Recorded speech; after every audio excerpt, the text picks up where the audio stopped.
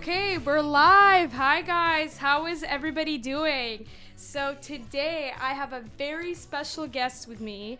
A lot of people don't know that I'm from Ukraine, and the singer that we have today, she's one of the most talented, most unique people, and most just like such a sweet girl. So, please welcome Julia Radchuk.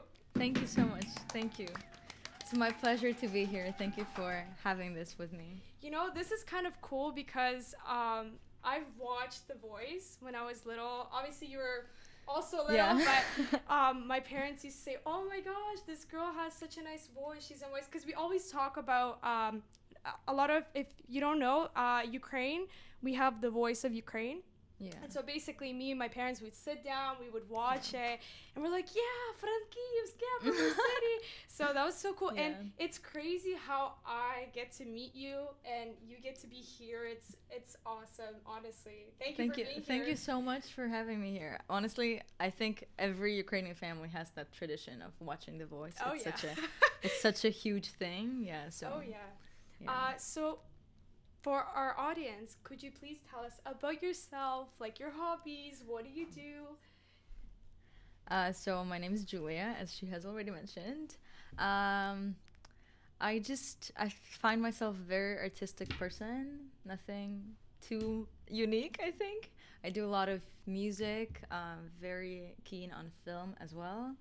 I think just art generally has been a very great part of my life since I can remember, honestly. So could you please tell us, like, when did you understand that, you know what, like, I want to be a singer, I want to proceed that hard? Because as we all know, singing, acting, all the artists, you know, like creativity, it's really hard to, because you need the funds, you need to make the music, right? How is that in Ukraine? Because I know in Ukraine it's very tough. You don't know a lot of people. You need a lot of connections. What made you start? Like, could you please tell us from the beginning, when did you realize that? I think when you are an artist at soul, you just kind of know it. It's not, I feel like there's things that happen and you just kind of like see it and you're like, oh, I can do this. I really like this. But I feel like I was very, very young when I discovered that. I've always had this desire to perform and entertain people and sing, and like I had this little like step stool in the kitchen that I always used to jump on and like do a show and sing for my family and stuff. So I think it's been a very long time since the first moment that I felt like, okay, I want to do this. But then I think around the age I was 10, I decided to actually do it more professionally. I think I had the voice and the hearing, but it was not connected at all. So I would sing off key, I would do everything, but I had the passion, so everyone was like, oh, you should do it. And then eventually I think I grew up and, you know, it started being more coordinated and I started taking classes.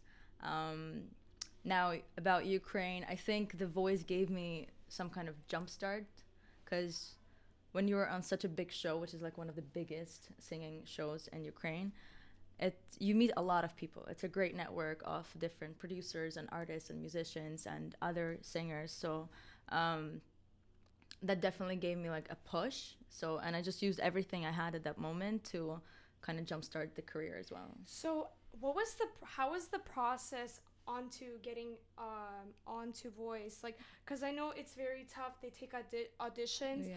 I mean, I feel like some auditions, for me, like, I've applied for many things, like talent shows and stuff like that. I feel like nobody sees them. Like,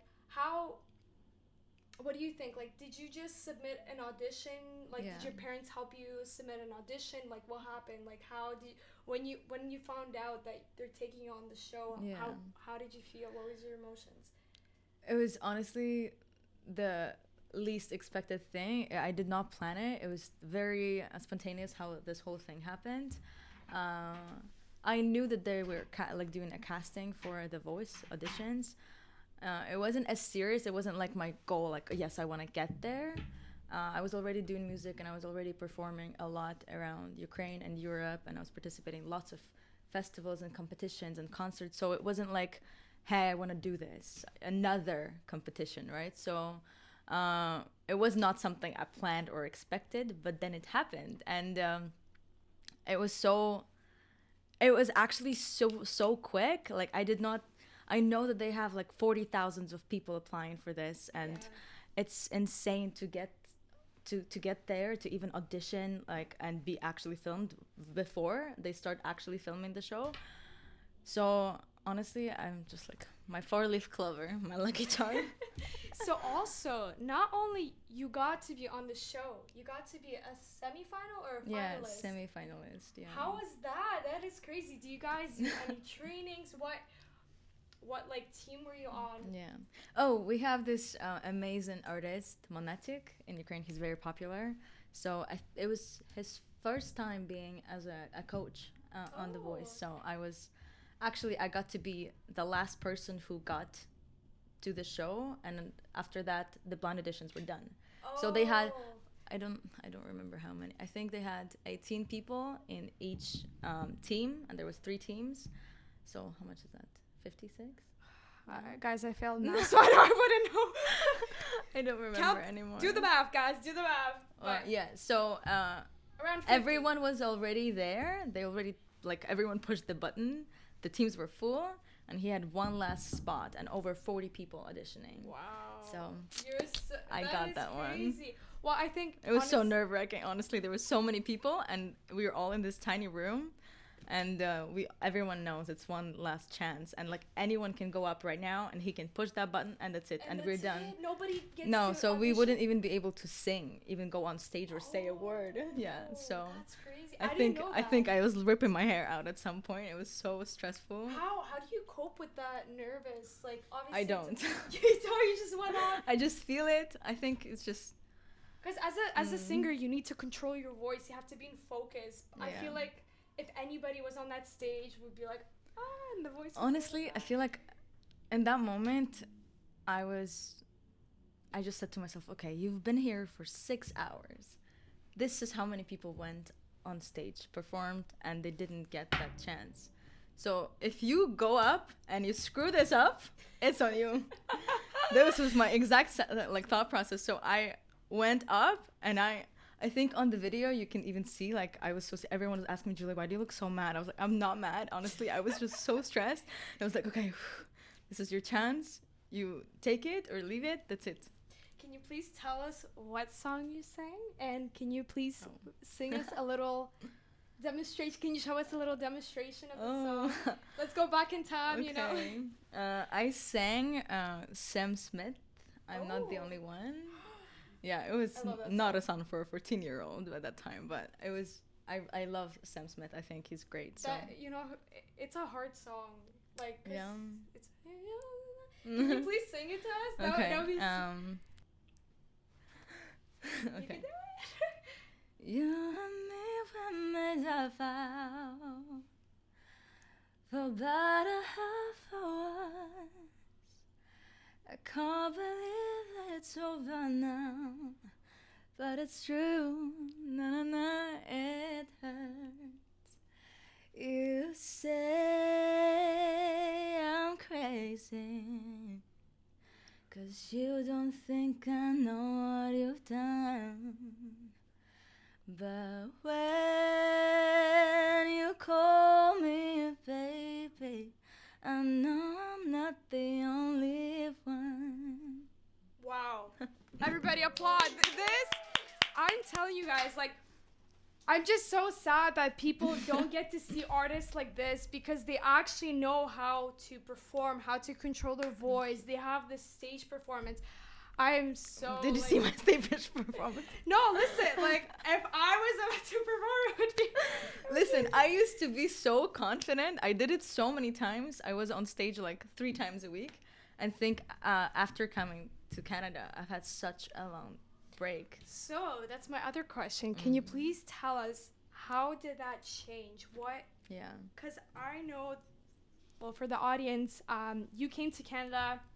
You went to a college to study for acting. Yeah. Why acting?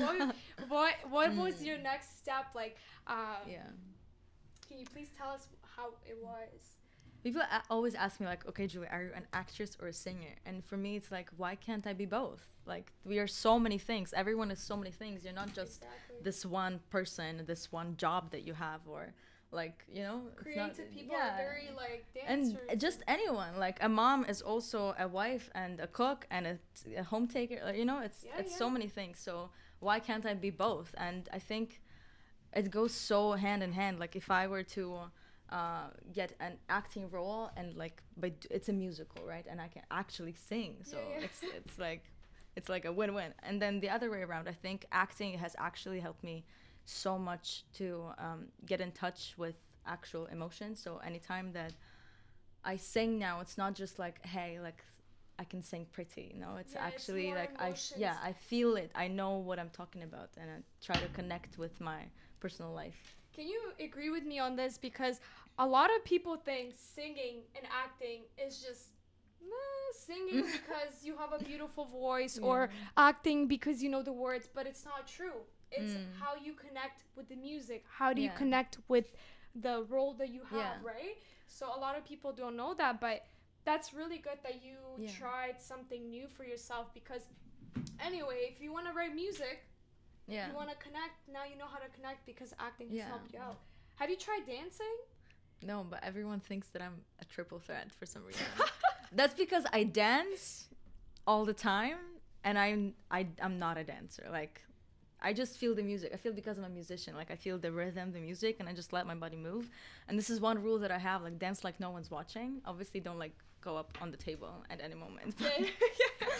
But you know, like, I just wanna let it be, like, just be free, you know, just be you. So how long have you been in Canada since you came to Canada?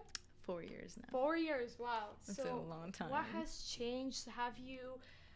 Do you see any difficulties, you know, like finding yourself as an artist here, like performing and doing anything? Like, can you please tell us, like, obviously you finished the college, like, after like, is it tough for you to be as an artist? Is it tough to just, it's a little, you know, personal, but can you please tell us, like, I've definitely come across a lot of challenges. Nothing super specific. I think when you are leaving, like, your home country, let's say, and you've left a lot of connections. That I think that was the hardest part, because I left at a peak moment in my career, and I had a lot of people wanting to collaborate with me, and they were just waiting until I'm an adult, so like to sign any like contracts and all of that, right? So, and I had to say no to every single one, and it was like life was testing me, you know. I had all of these like offers from all of these production labels and producers, and I'm like, no, I'm going to Canada. Why? So what made you like think Canada is the one? Do you regret it coming here? I don't regret it. I don't think I really regret anything, like in life, the decisions that I've made, because otherwise I wouldn't be here, right? So, I think it was just a hard decision to make, because it's like, you have everything, right? At that moment, I could have just stayed, and I could have said yes to any of the opportunity, and probably I would have been big, really good and big right now. But I was 16, and all of that was happening, right? So for me, it was like, okay, well, if I'm 16 and I can do this in this country right now, this is like the volume of what I can achieve, why don't I try somewhere else, which is like someplace else where I can find more opportunities, right? So you thought Canada would be like, this is I mean, it's North America, so I think I started realizing I really like R&B, soul, and North America, US, Canada is where it's at, right? So I don't think people in Ukraine understand my style as much. Interesting. Well, I think, you know, during this war, I think a lot of artists came out, you know, started to really test their jazz, like Latino style, like it's so cool that Ukraine gets to be so versatile with music. And my other question is, are you focusing on, as a singer, are you focusing on like American, to become like American singer, or do you want to still write songs for Ukraine and then produce them and, you know? That's a good question. You know, my whole life, while I was in Ukraine, I've only performed English songs, like English language songs. So, I mean, when they asked me to do Ukrainian, it was like, okay, like, what should I sing? Because it was so like limited, you know. It was like everything that I liked was so like little. I couldn't have been singing the same song over and over again, like, because there was so little that I actually liked and enjoyed singing, that I always just ended up singing something in English, which was also an issue because it was like, okay, well, like, you are here, like, and I think a part of like the Voice too, like, when you are performing in the Voice Ukraine, they want to hear you sing in Ukrainian too, and all of the songs I had was English. Yeah, interesting. yeah. And now right now when I'm here, I wrote a song in Ukrainian, so yes, it's well, funny. Hopefully when you know, release it, everybody will hear, the Ukrainian audience, the American. So my last question for you, what do we expect from you in 2024? What do you have in pockets? what you got? Because I've noticed that you started to perform in Ukrainian communities. Yeah. Finally, 4 years later. Yeah, so like what can we expect from you? New songs, something, you know? This is a very good question. I don't know what to expect from myself. I did not think this is gonna turn out like I don't want to say my last year, but technically, while I'm still on my work permit, this is my last year left in Canada, unless I end up getting my residency, hopefully. So I did not expect this to happen at all, and now this final year, it's like Canada's like trying to show me, okay, Julia, I think you should stay. Here's all of the things you can do, right? So right now I'm just trying to use as much as I can, just to try to, I think, build.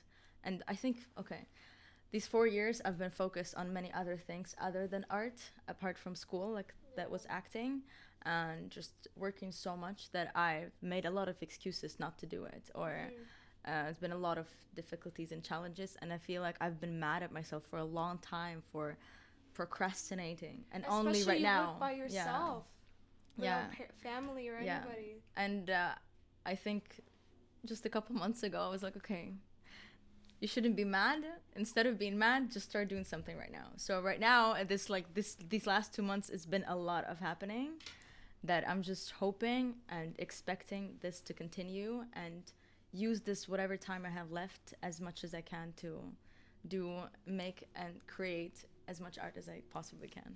Yeah. Well, we can't wait. We will be waiting for your music. Thank you. Everybody follow Julia Radchuk. Yes, that's me. And I mean, thank you so much for being on this interview. Thank you so this much. is so awesome. So all I want to say, guys, is don't give up. You know, everybody has their path. And so like what I hope that you know, from her story, you guys can understand that you know, as an artist, it's not easy, but you gotta keep going. Like she's not giving up. So thank you so much. Thank you so much. Thank you. We can't wait. Okay, we'll see you guys in the next episode. Peace.